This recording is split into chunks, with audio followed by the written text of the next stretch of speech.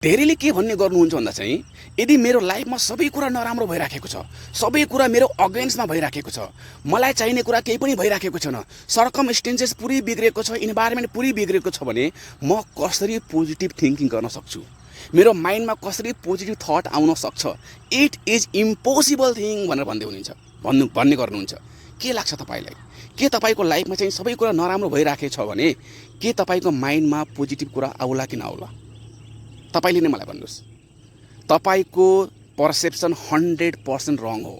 म यसलाई प्रुभ गरिदिन्छु। हेर्नुहोस् कसरी भन्दा चाहिँ नि, अब मलाई भन्नुहोस्, तपाईँको लाइफमा चाहिँ सबै कुरा राम्रो भइराखेको छ, everything is going all right, तपाईँको फेभर अनुसार नै भइराखेको छ, तपाईँले भने जस्तै भइराखेको छ भने पनि मलाई भन्नुहोला, के तपाईँको माइन्डमा नेगेटिभ थट आउँछ कि आउँदैन? 100% आउँछ नै आउँछ। पर्सेन्टेज कम होला, 10%, 20%, 30% हुनसक्छ, तर नेगेटिभ थट त आउँछ नै आउँछ।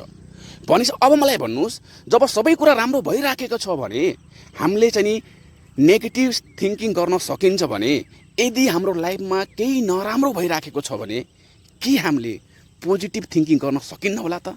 100% सकिन्छ। हामीले एफर्ट नलगाएको मात्रै हो, हामीले सोच्न नखोजेको मात्रै हो। हामीलाई त कम्फर्ट चाहिन्छ कि हामीसँग दुईवटा जोन हुन्छ, एउटा हुन्छ एफर्ट जोन, एउटा हुन्छ comfort John. So comfort John भन्नाले म दुःखी छु, म यस्तै छ, मसँग छैन, मलाई पीडा हुन्छ, मलाई पीडा भइराखेको छ, मेरो सिचुएसन नराम्रो छ भनेपछि हाम्रो माइन्ड एकदमै कम्फर्ट जोनमा जान्छ र कम्फर्ट जोनमा जाने बित्तिकै हामीले एफर्टै लगाउनु पर्दैन। र तपाईँ कम्फर्ट जोनलाई छोडेर एफर्ट जोनमा जाने बित्तिकै तपाईँलाई स्ट्रगल गर्नुपर्ने होला, मेहनत गर्नुपर्ने होला, अझ बढी तपाईँले चाहिँ एनर्जी लगाउनु पर्ने होला, जुन हाम्रो माइन्डले चाहन्न, जुन हाम्रो माइन्डले त्यसलाई के गर्छ भन्दाखेरिमा रिजेक्ट गर्छ। सो राम्रोसँग बुझ्नु होला, सोच आउन सक्छ तर तपाईँको माइन्डले रिजेक्ट गरिरहेछ।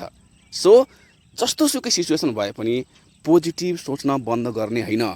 जसरी तपाईँले पोजिटिभ सोच्न बन्द गर्नुभयो, इमिडिएटली नेगेटिभिटीले तपाईँलाई 100% डोमिनेट गरिदिन्छ र डोमिनेट गर्ने बित्तिकै you will take wrong decisions. If you will take wrong decision, then you will take wrong actions.